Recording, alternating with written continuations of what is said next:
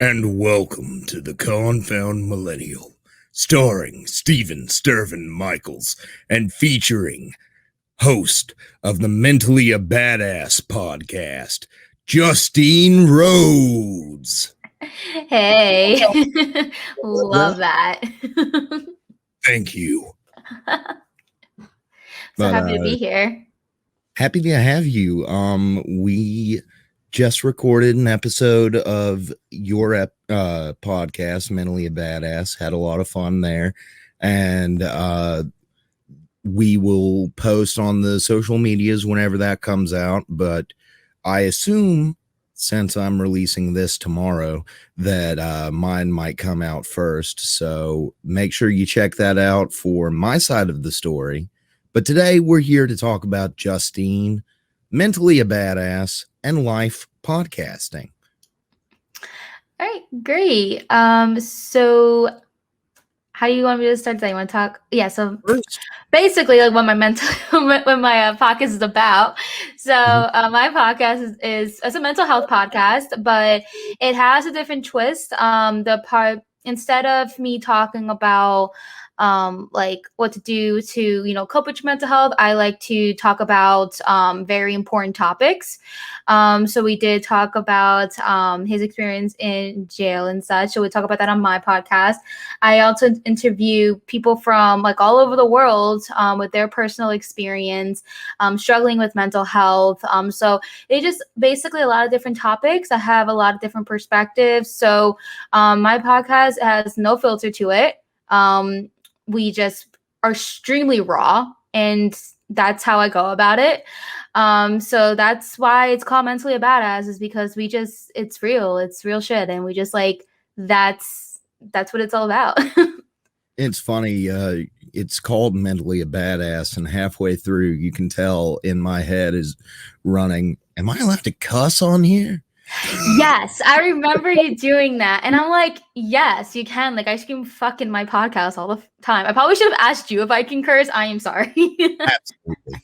Okay. Yeah, no, it's not like it's not considered a clean podcast. I have 18, it's 18 above. I just don't want to sugarcoat anything. That's why I'm like, you can say whatever you want. It's unfiltered. And you can't sugarcoat mental health. I mean, you can, but you shouldn't. It's raw, Yeah.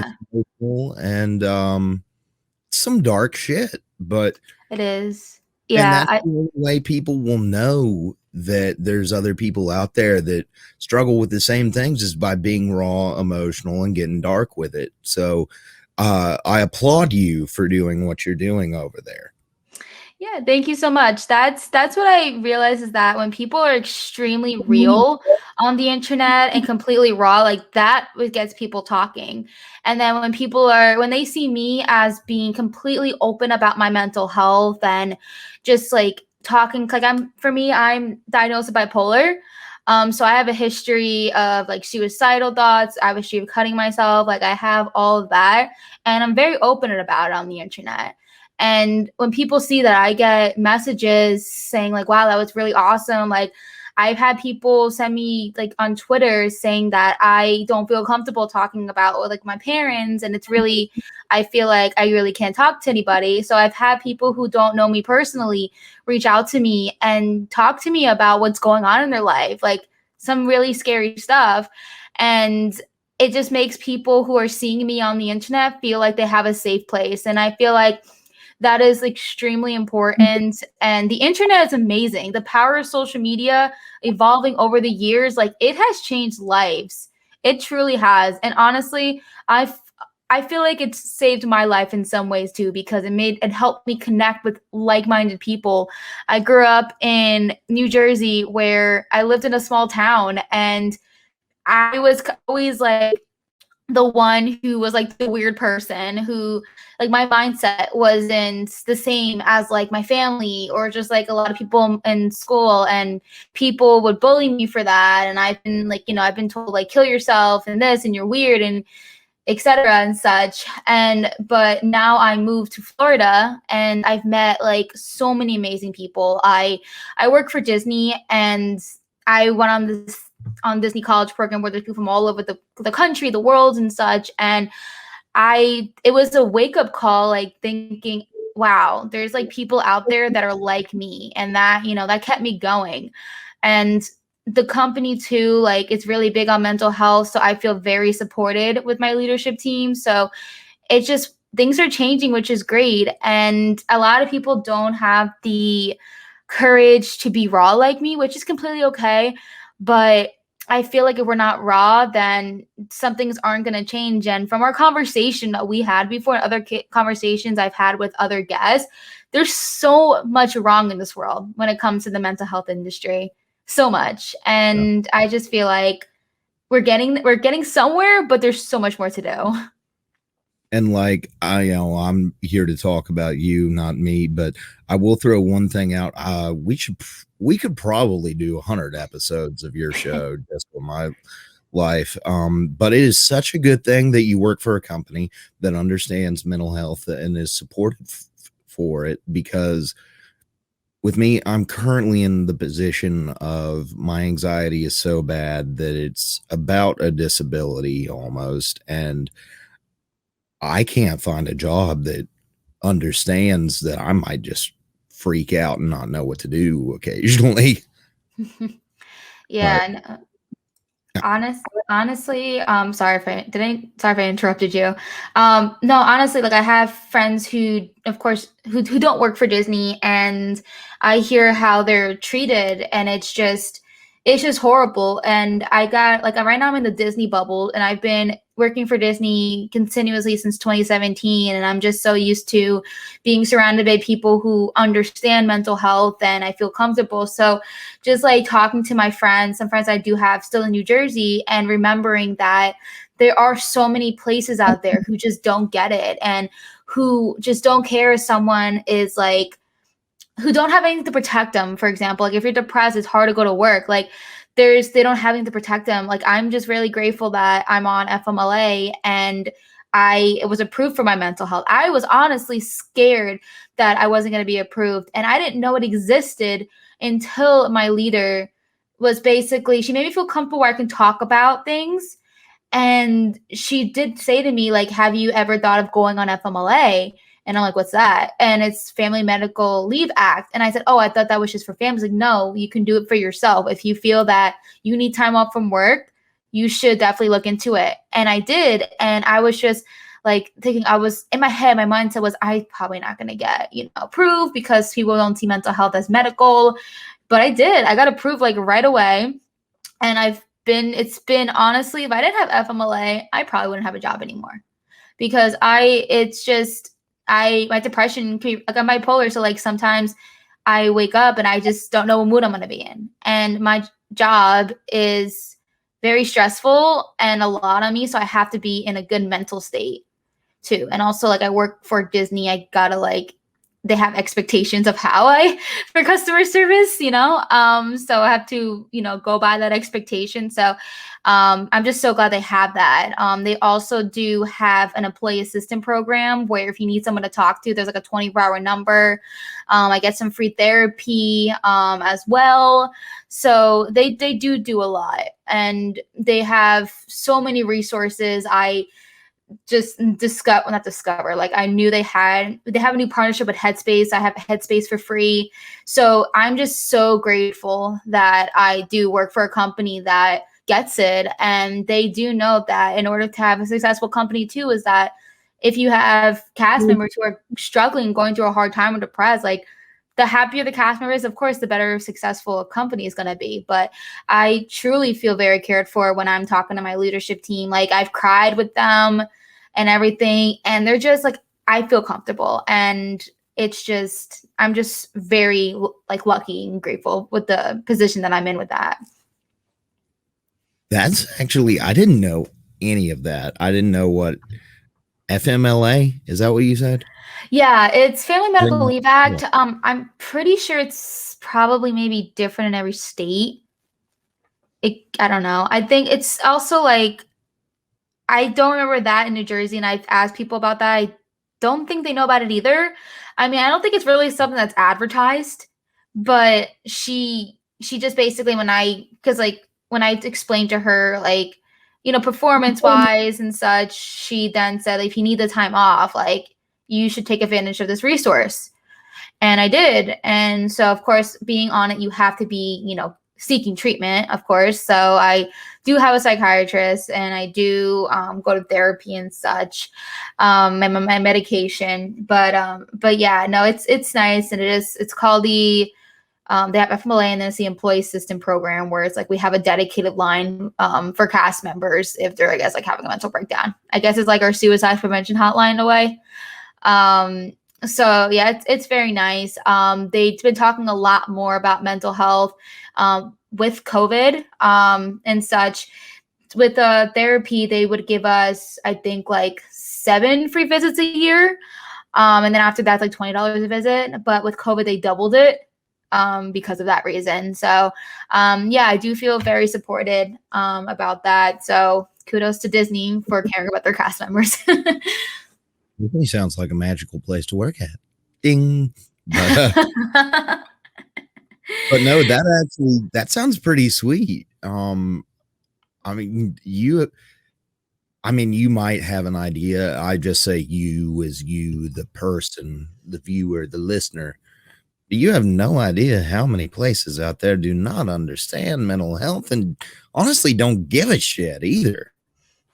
It's crazy. Like, I don't know where I would be today if I didn't have the kind of support that I have today. When I was suicidal when I was 17, my mom, she caught me cutting myself, and I was already seeing therapy since I was 15, but she took me like right away and said, like, this is happening, and then they brought me to a psychiatrist. And I just don't know like where I would be if I didn't have parents that cared, because I do have issues. I do struggle with my mental health, and bipolar is one of the most dangerous disorders to have, because we can be extremely suicidal. And I've gotten to those points where like my demons were like taking control of me and such, but I just like don't know where I would be if I didn't have supportive parents and supportive friends and such. Like, I'm just very lucky on my life, the life that I have today. You know, you mentioned cutting, and that's a thing that it's really tough for people to understand. You know, I used to as well, but I remember there was one time I used to go to a church where a very, very nice woman came up to me, and she's like, I just don't understand it, Stephen.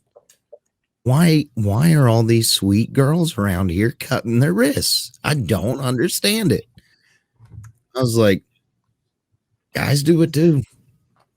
I wasn't about to tell her I was one of them, but yeah, I didn't even know myself as someone that was a cutter at one point why we do it. mm-hmm.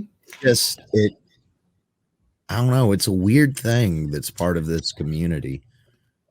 Yes. When I was doing it, I didn't understand it either. But then later down the road, you know, just being educated on all of this, we do it because we're in so much pain mentally that we rather feel physical pain. So that's what it is that sometimes I rather be in physical pain than be in mental pain, because it's horrible. You can't like escape from it. And before I was on medication, I would get so angry where I would never hurt anybody ever. But like the problem was I would hurt myself. And it's just so much bad energy.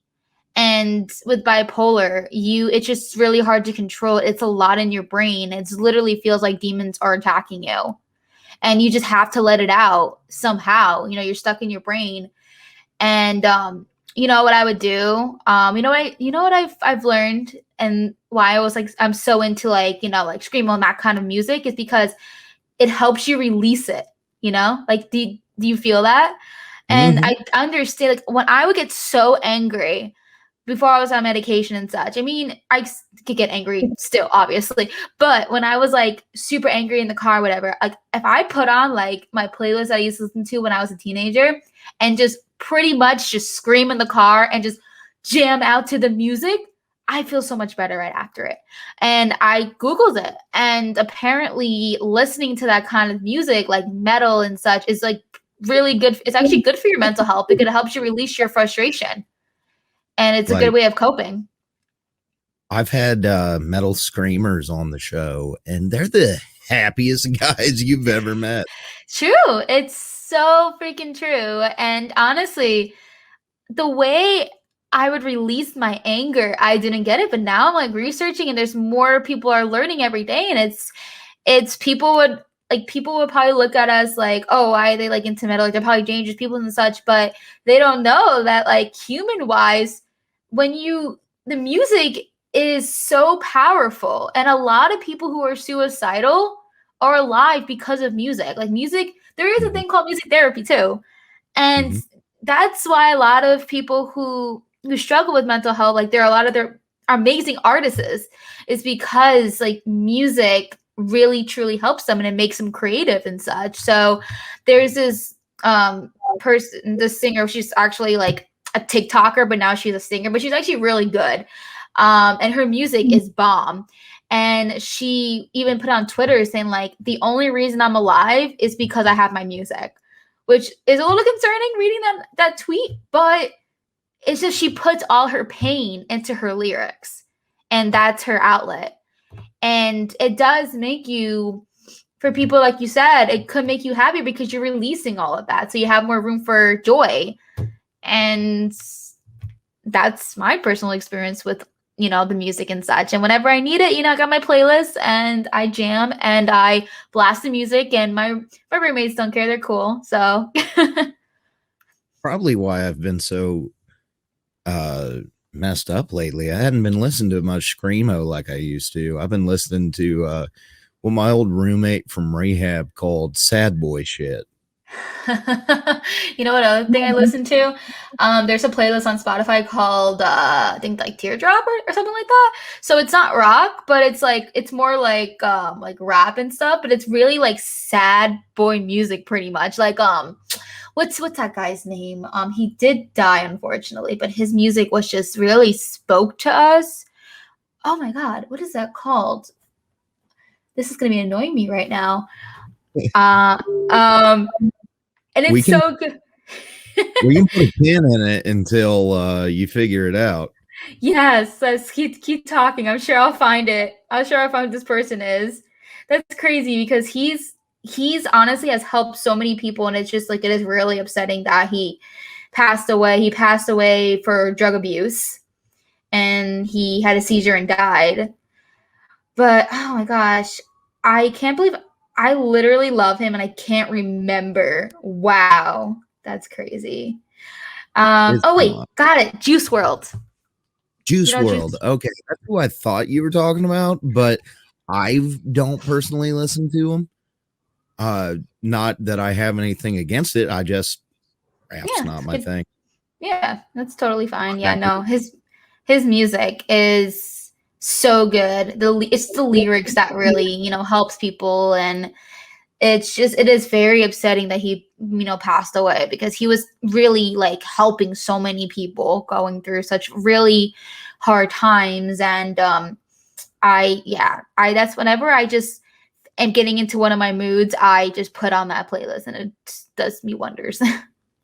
My fans are probably tired, so very tired of me bringing up this episode, but if you get a chance, check out season 3 episode 21 that I did. I actually had Chester Bennington's best friend on.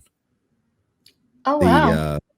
Vocalist for Linkin Park, and he talked about it last week, and he got real emotional, and it was a big thing for the entire mental health community because it shocked people.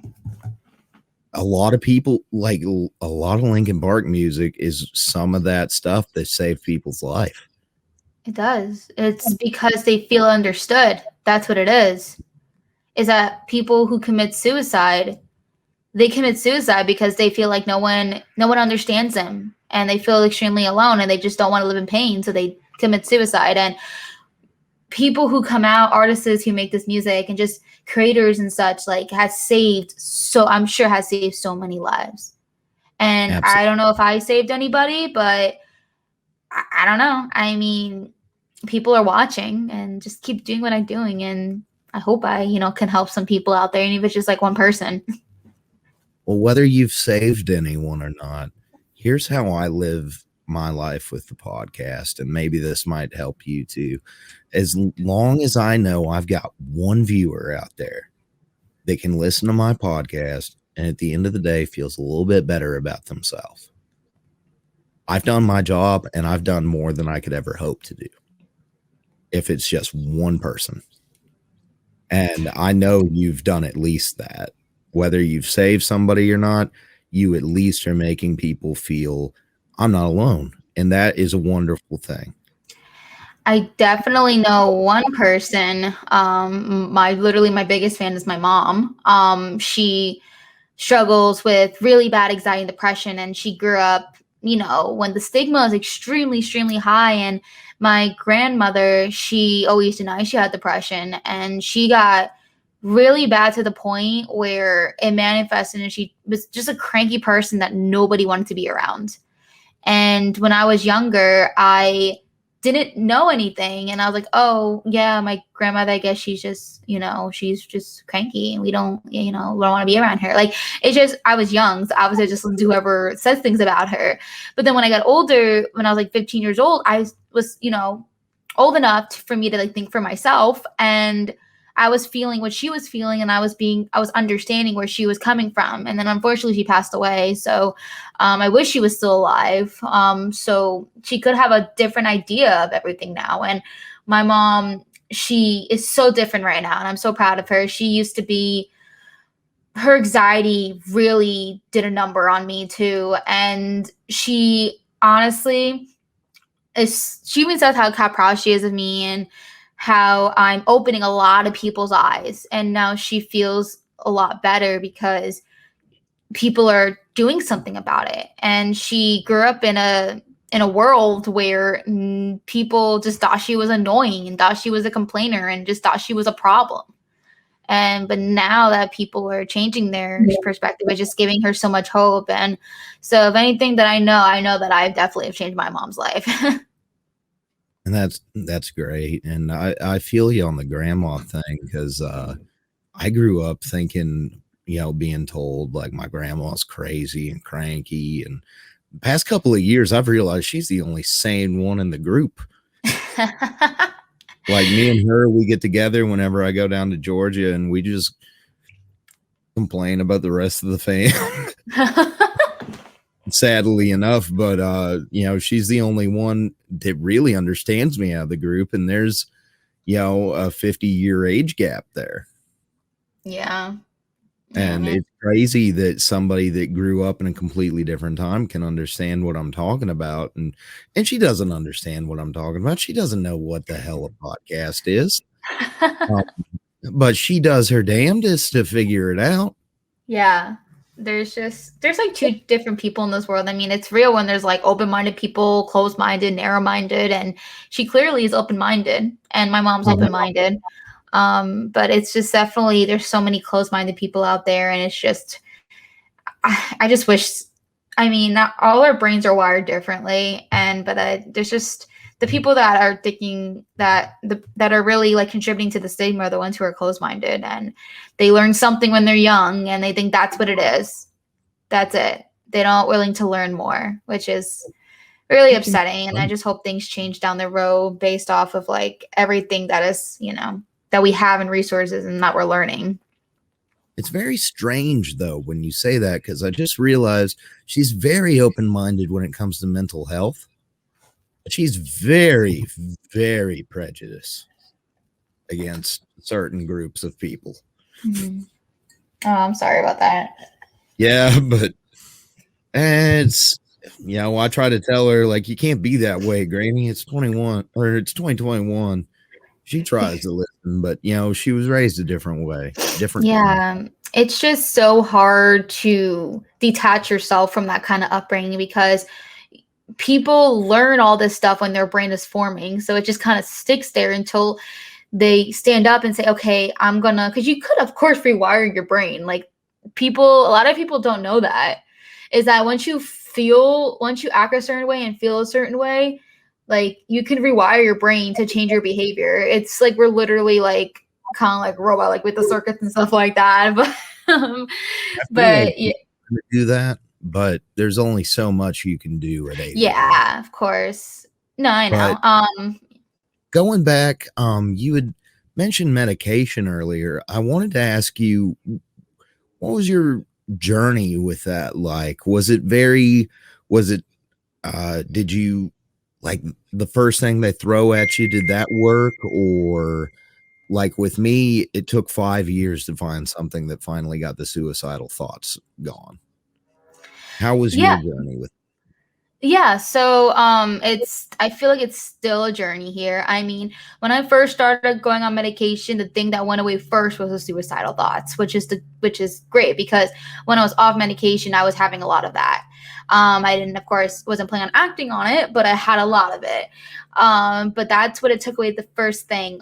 With my journey though, the side effects suck. I would have a lot of like headaches and like just feel like garbage, or it's just I had to. So I did a whole podcast on this actually, but I had a psychiatrist that I felt didn't give a crap about me, kind of thing. Like he was very cold.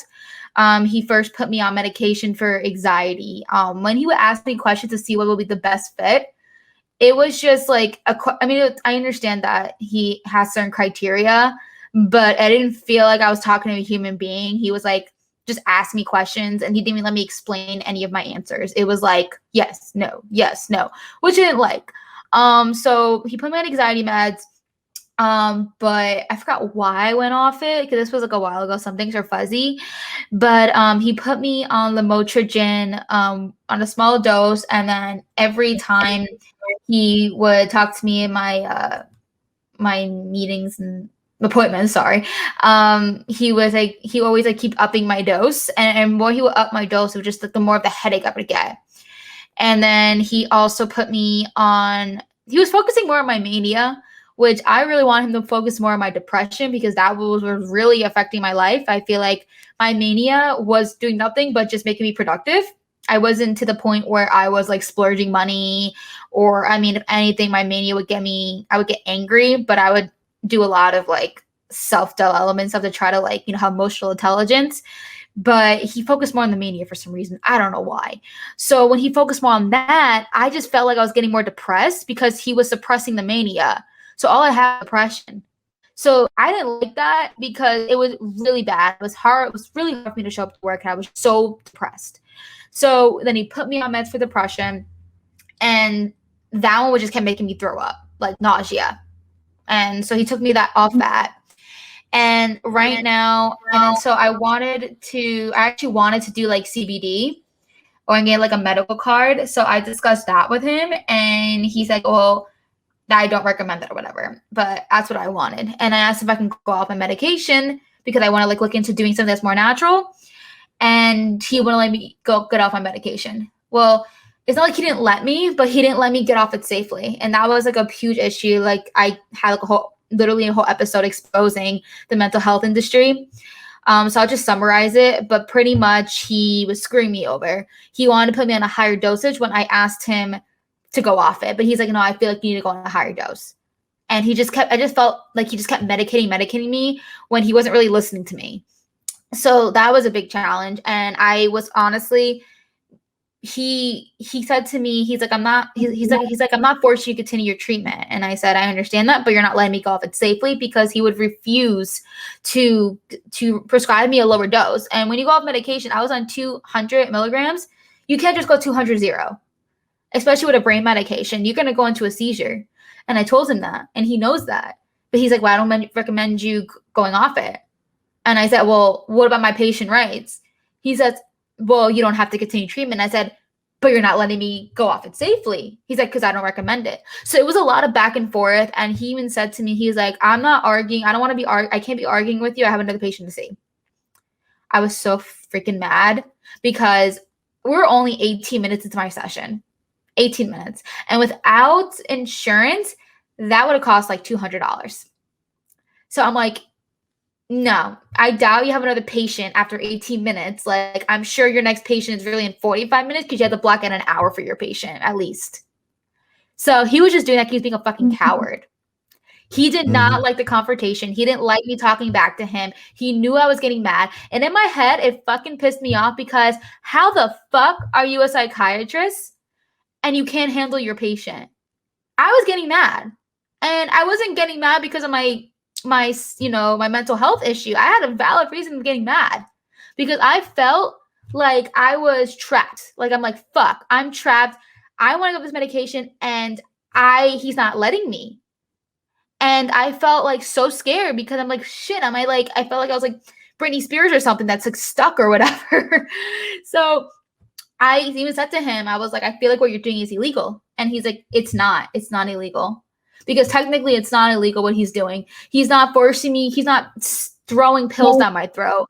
So that would be illegal. But doctors have a right to do what they medically recommend to do. But what the issue is that it was an ethic issue, ethics. And that's what the issue was. So basically I ended the call saying like, listen, if I'm in the fucking hospital, I'm suing you. And I closed. It was like on a virtual, because COVID and stuff. And I was like freaking crying. I was like literally about to have a panic attack. I called the office right away. And I said, listen, I need a new psychiatrist. I can't do this anymore. And they got me someone in 24 hours, thank God. And the girl is awesome. So right now we're working together. So far I've been okay. Right now, one of my medications just makes me really sleepy. But I take it at night. So it's not like horrible. Like at first I was taking it. She told me to take it before bed and then like in 12 hours, like 2 times a day. But when I was taking it at like 11 o'clock a.m. for my second round, I would be like so tired. Like it had a lot of like a sedating effect, but it obviously not strong enough to like completely like knock you out. But it was just hard for me because I was working and I can't obviously be sleeping at work. So she just said, oh, just take both of them at night. You can do that. It's fine. And then she said to me, she was like, oh, I'm so sorry that I feel so bad. Like she was like very sweet about it. And that I liked about her because I felt that she actually cared about me, about my well-being. So that was great. That's where I am right now. I still get pretty tired with it, but I mean, it's not the end of the world, I mean, I just go to sleep. It would just suck if I'm like having medication at 10 o'clock and it's like, I'm out. Like I have a bachelorette that I'm going to in a month and it's like, I'm going to be like the loser to go to bed. But yeah, that's my journey. Summarized. But yeah, that's pretty dang stressful. Yeah. I mean, people don't realize you can't just come off your meds. Like it'll mess you up. And like another thing is people don't realize, and it's sad. I wish there was some other way, but you're almost like a guinea pig for a while when you first start getting on meds. Like the first 2 I was put on made me very aggressive. I didn't hit anybody, but my God, I wanted to. Yeah, I get that. Breaking stuff but thankfully that was just the first 2. And finally I'm on stuff and that works. And I, once I moved up to Kentucky, when I was in Georgia, my doctor was like, well, you're not suicidal anymore. You're fixed. I am so depressed lately. And I'm like, I am not fixed. And she's like, well, that's all we can do for you is just keep you not suicidal. And when I moved up to Kentucky, they're like, yeah, that's a load of horse shit. We're going to get you better than that. And I'm so glad. That was the greatest thing for me was to move from my hometown to somewhere different. And you had mentioned moving from New Jersey, right?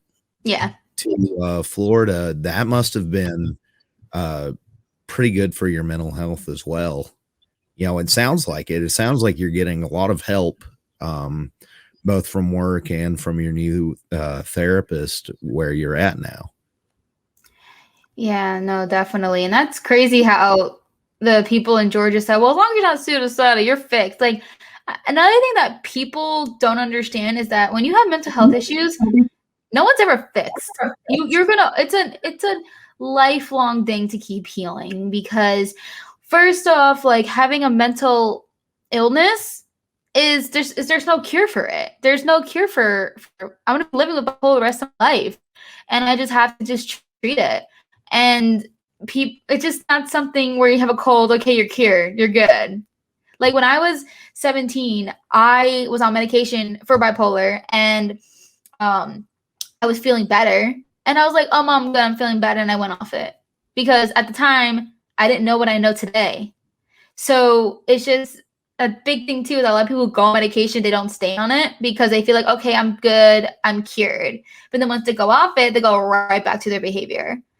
And yeah, so medication is just, I mean, I feel like I need to be on it, because when I was off it, I was like pretty bad, but I don't know. Like, I have like a love-hate relationship with medication, just because the side effects suck, the physical part of it. It's like, back the people, I'm from deep South Bible Belt. The people that, I used to go to church with and stuff, they would think, well, hopefully they'll find something that works for you so you can get off of it. Like, no, that's not how it works. Like, they don't just finally throw the right pills at me and then it clicks and I'm good. Like, No, everyone's body's chemistry is different. Stay on them. Like, they just think that, they think of it like any other illness and it's good that, a lot of people don't even think of it as an illness at all. They don't see it as a disability. They see it as, you're just crazy, you need to be locked up somewhere. Oh my God. And, I was glad for the people that did understand that, I need to be on medication. But also there was, like I said, a lot of people that thought you can do the medication and then eventually you'll be able to get off of it. Yeah, I don't know. It's a journey. There's just also like a million other things that people have to do, not just be on medication. Is that I feel like there's people out there that think, okay, I'm on medication, then it's fine. But I feel like having a mental health issue, you need to like work on like growth, emotional intelligence, like other things to cope with stress. Like, there's so much more to it than just putting yourself on meds. Yeah. Right. Drink your water, take care of yourself. You can't just live like shit and expect it to be okay because you're popping some pills. Like, that's some drug addict mindset out there. Yeah, definitely. It's because also people don't want to do the work. There's also like a meme out there where there's, God, I don't remember exactly. There's like two lines. The line that said prescription drugs were the longest, but then like the other line where it's like self-development or something like that was like nobody was there, because like people would just think it's just, okay, just pop a pill, it's fixed, moving on with my life. But there's just so much more to it. Like this, like that's why I'm honestly like dedicating my freaking life, career, whatever, towards being a mental health advocate, is because we need people like that. We need, there's so much in this world that needs to change. I've been wanting like a mental health class in schools, like mental health 101 or something, because there's health, there's sex ed that are requirements to take when you're in high school, but there's no, like, there's psychology classes as an elective, but you're not forced to take that, and it's a choice. But I just feel like if we're learning about like sex and like physical health, why are we not including mental health? And it's just because like people don't think it's something that they want to invest money in, like the state for whatever. So Selena Gomez she came out recently, like trying to get a campaign, a petition or whatever to get schools to have mandatory mental health classes. And that's awesome that she's doing that. And she's a mental health advocate herself. And I love her because I relate to her and her platform. Like, she has such a big platform and she's using it for good. And she did this recently, she's doing it like currently. And I, of course, signed the petition, everything. And I'm like, yes, finally, someone is thinking the way I'm thinking. And I was thinking about doing what she was doing, but I'm happy she's doing it because she has that platform that she can reach a lot more people to it. And I just really hope that changed, because I actually did interview on my podcast an assistant principal, and he totally agreed with me on that. And I need to listen to that podcast again. I forgot exactly what he said, but I think he felt there wasn't as much support when it came to like the emotional like health of the students when it comes to like being educated on it. So I had that was like really interesting, like hearing that like in the school system. But I had my when I was in high school, like that's where I had like more of my breakdowns and everything like that, because there wasn't really any support and people thought I was annoying and crazy. And so that's why, and also I was like extremely bullied throughout my whole life, like severely bullied. Like I had to like switch schools and everything. Like that's how bad it was. Like I was literally at the age of, like, I was in 5th grade before I left to a different school. I was having like thoughts of like wanting to die at that young age because I felt so alone. Like I remember this. I don't know if my mom remembers this, but I remember crying, coming home almost every single day from school, just crying. And she told me that, actually, no, she is only told me that. What am I saying? She told me that, saying that she remembers me crying almost every single day, every time I came home from school, because of me getting constantly bullied, and like everybody hated me. And every time I would get like a friend, like there was this one girl, it was like just one particular girl that would get everybody against me. So every time one person had an interest in being my friend, she would take that person. And maybe made sure I felt alone. And yeah, so I was just extremely bullied, and that's where I was actually, fun fact, I'm sorry if I'm talking so much, but I was a substitute teacher for a little bit at one point when I was in college. And there was this one guy bullying this kid in the hallway. Like it was the end of the school day. I was walking to get to my car. There was this one kid bullying this person in the hallway. And I saw that, and I was like, you're coming to the office with me. So I forced him to go to the office. And apparently the two guys were brothers, and the brother was like picking on him, but they didn't tell me that, because apparently the people in the office knew that they always do that or whatever. But I'm a sub teacher. I don't know these people. If I see someone's getting bullied, I'm gonna say something. And I was really annoyed because these kids knew that they weren't really bullying each other. They were just like, it was like some like brother thing. I don't know. Apparently there was not actual harm in it, but they let me think that. And I was so mad, because I'm just like, it's a freaking problem. And people just see it as a joke. And another thing too is that bullying scars people. It's trauma, and words freaking hurt. So yeah, that's where I am too. Like I'm a big advocate with like anti-bullying and such too. Way to stay in touch after this, because I feel like you understand me like really well, because I was bullied every day. I was coming home crying 5th, 6th grade all the time. And like to the point where my principal, like you were talking about the principal that you talked to that understood mental health and thought that it needed to be taught in school or whatever. Mine thought, well, okay, so one day the entire wrestling team gets a hold of my phone number in the 6th grade, and they call me from 9 o'clock to 1 in the morning, calling me, all the bad words for being gay, all the, which I'm not, which is strange. Nothing against anybody that is, but I'm just not. So why would you call me that? But then telling me to kill myself, telling me I was a worthless piece of shit like 5 hours of this shit.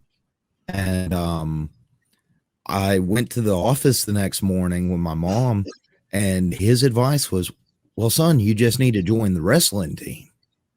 If you're one of them, they won't bother you. They'll look out for you. One of You them. gotta be kidding me. Like, if I'm one of them, they'll have right to put their hands on me. What's wrong with you?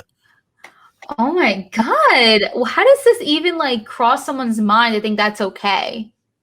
That's what I'm so tired. Is like people think like, oh well, don't give people a reason to bully you. Like what? What? Right. How make that make sense? Seriously. That is bizarre. And because I get bullied for being different, and like a lot of people get bullied for being different. That's what it was. That's what I was bullied as. And it's just, oh my God, that blows my mind. That really pisses me off. When I was getting bullied in that school, my mom did go to the principal's office and trying to, get things changing and whatever. And the principal didn't give a fuck. She was like, well, we could, like, basically, what can we do? We can't control them. Yeah. You're like, and you were talking about switching schools, and I was switching class groups and schools all the time. I did not, from 6th grade to 8th grade, or from 5th grade to 8th grade, I did not make it to the end of the school year without at least switching class groups. And then 9th grade on, I became homeschooled because it got so bad in 8th grade that I told my mom, I was like, I'm not dealing with it. If I go back, I'm going to jail for hitting the first guy to look at me as hard as I fucking can. And I will not stop until they pull me off them. I'm like, I'm done. I cannot take. Like, I got to the point where, as a 13-year-old, I could not mentally or physically take anymore. I was in fist fights every week, and I was crying every day. It was awful. Kids are mean. And they are. We'll just say that, like, kids are mean. They'll, like, kids will be kids. Like, get a hold of your kids, raise them right. Like, they shouldn't normalize bullying. Like that's the problem. It's like, oh, like it's just, kids are like no, let's stop normalizing this. Like I don't understand why people are just tolerating it. And people literally schools are like, oh no, we don't tolerate it. Like, but you do. And I just think that's another thing that needs to change is that we have to stop normalizing bullying. Like we got to do more than just put up stupid anti-bullying like posters, or we need better strategies. We need better ways of figuring it out. But at the end of the day, bullying starts at the home. And I feel like there should be a different way of looking at it, because when kids bully people, it's because most likely their parent could have been a bully. They learn, like kids learn what they see at home. They mirror their parents. And that's a fact. They mirror their parents. So if they see their parents being like mean to somebody else, because there's a lot of freaking mean people out there that are adults. I deal with them on a daily basis with my job. I get bullied through the phone when I talk to people on the phone. People are mean. I guess yesterday I had a call that the way this person talks to me. It's just people, like it's the parents. It's honestly, I think that it's a vicious cycle. It's just a very vicious cycle. So if the parents are bullies, the kids are going to be bullies, and then the kids are going to be bullies, and that's where it needs to stop. It does all start with the home. It doesn't start at the classroom. It starts at the home, and that's what makes it really challenging for schools, is because we have the people who bully people are broken. So people who bully, like they are more likely probably being bullied at home. So I think we're going to see less of it in the coming years, though, because like as I'm seeing on the internet, I don't personally have kids, but I've got friends that have kids, and I see our generation is raising their kids differently than we were raised. They're not raising kids like our parents did. They're raising humans. They're understanding that this child has emotions. This child will repeat what they see. This child, if they're acting out, maybe they're having a bad day. Talk to the kid. Like, don't just hit them and tell them go to a room because they're angry. Like, they got emotions. They got a right to be angry right then. They've got a right to be sad. You know, you have days where you're irritable. You have days where you're more sad. A kid does too. And Mm-hmm. we're, you know, I know, especially me, I was raised, you know, kind of they're meant to be seen, not heard, and rarely seen. Like, you know, just, I've seen a lot of people that, you know, they weren't raised as a human. They were raised as like a pet, if you would, you know. Yeah, like getting hit with a belt when you're bad kind of thing. Mhm. Yeah, that's crazy. I mean, I wasn't like, luckily I wasn't like abused or anything like that. I had more on the verbal abusive side. Growing up with like a lot of yelling, and my mom was kind of a little scary. She's not like that anymore. But she was like that because of her anxiety, and she didn't know how to, because her mom would yell at her like that, so she would yell at me in that kind of way, and that's how she learned it. But I mean, I don't have a kid or anything like that, so, but I don't plan on doing what my mom did, because like, I mean, I know it's not as bad as like some people who like get hit with belts and this and that, but my mom knows too, so it's not like, even if she hears this, she knows that what the way she disciplined me did kind of scar me in some ways. And she knows that. She feels bad for that. She didn't realize what she was doing was actually hurting me. She thought what she was doing was fine and right because that's what her mom did to her. And I'm just glad with social media, especially because since we have social media, we have more communities out there and people with different perspectives and different backgrounds, that we are all communicating and understanding that there's other ways of raising your kids, that this is actually really toxic, and just learning and just keep learning. And I feel like that's what I love social media. And I know in some ways social media can be toxic, but I just feel like I'm a big believer. It's like, if social media is toxic, the person who is using it, it's responsible for how they want to use it. And that's how I see it, because there's still like people who think that, oh, it's toxic, but it's just how you see it. Right now though, the cyberbullying scene's really big. I don't know if you know, on TikTok right now. It's horrible of Really. how, yeah, because now there's teenage, so you know how like we were bullied? Imagine that these teenagers are being bullied by millions of people. And It's 27, you can't go home and escape it anymore.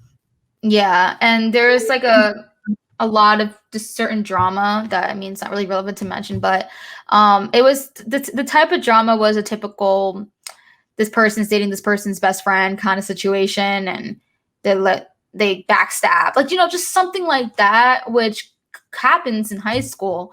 But with this particular, like these four people, it's being like treated as like entertainment. Like all these people are monetizing it on YouTube, and everyone's like talking like TMZ drama. And it's like there's like so many different like social media outlets there that are using people's drama into their own like benefit. And it's just and they make it so entertaining too, where I like, and these two people who were pretty much being bullied and trashed for what they did, they went off social media for like I think 5 days or whatever.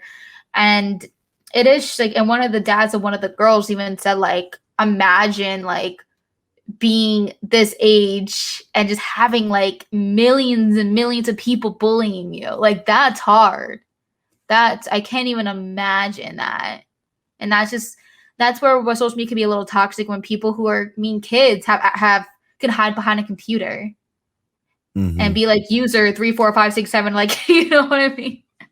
Yeah, like no face, no name, but still be able to hurt somebody. It's awful. But you know, we've covered a lot of stuff today. You know, I think we got two podcasts out here between the two of us that you know, we're trying to positively impact people, and I think we're doing a good job at it. I know you are. Um, so thank you for coming on the show. Is there any last words that you'd like to say? Any last message you'd like to give to anybody that's possibly hurting, possibly being bullied, or any of that stuff that might be listening to this? Yeah, I mean, this of course is very cliche, but of course, no one's alone. And like I said, the power of social media is that there's so many people who care. And so if you feel alone in your home and you feel like you can't talk to your parents, like there's so many resources out there. And even if like my DMs on Instagram is always open. Like I reply to everybody that reach out to me when it comes to, you know, stuff like that. Like I would never leave anybody hanging like that. And my DMs are always open. So so who's listening who is feeling down, if I'm gonna promote myself, it's Life with Justine on Instagram. I'm always here. But yeah, I really do appreciate you inviting me on here. It's so much fun. Thank you. Thanks for coming on, and be sure to check out Mentally a Badass by Justine Rodes. This has been the Confound Millennial, starring Steven Stirvin Michaels and featuring, like I just said, Justine Rodes of Mentally a Badass.